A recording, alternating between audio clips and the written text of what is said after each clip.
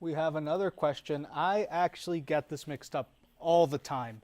Can you compare and contrast active and passive voice? Okay, I may not compare and contrast it exactly, but I will show you a little trick that I learned. So if we can look at my computer screen, as they're doing that, I'll just remind you that a lot of your teachers, your English teachers might say, please don't write in the passive voice, and you think, how is it passive or active? Well, there's a way that you can test it, and this professor, a culture and ethics professor at USMC, came up with this kind of fun idea. So I have a photo there of a tweet that she did a while ago.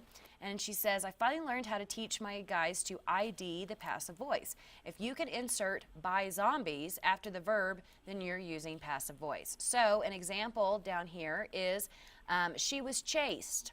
You can add by zombies to the end of it, and you know that that is a passive voice. Okay, so if it's after the verb, then you know that it's passive. But it's active if you have more words coming afterwards. So you can see the other example there is zombies chased her, not zombies chased by zombies, her.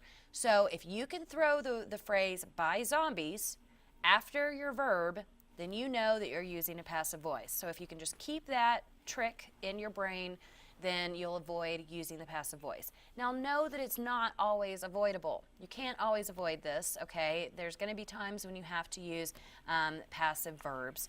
But if you're really actively trying not to use a passive voice, then go through, look at your sentences, and throw the phrase by zombies in after your verb. And if it works, then unfortunately you've got a passive sentence there. So that's my trick. That's something that I learned a while ago, and I try to use all the time, and I've even printed this out and given it to students. So I hope that helps you out with that question.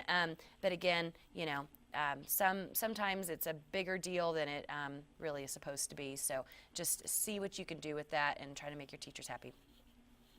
So I kind of actually have a question when it comes to this. Is a passive voice a bad thing? Not necessarily, and a lot of authors will use it to kind of prove a point, like Luigi brought up earlier in Catcher in the Rye. You want to tell us what you just said about that?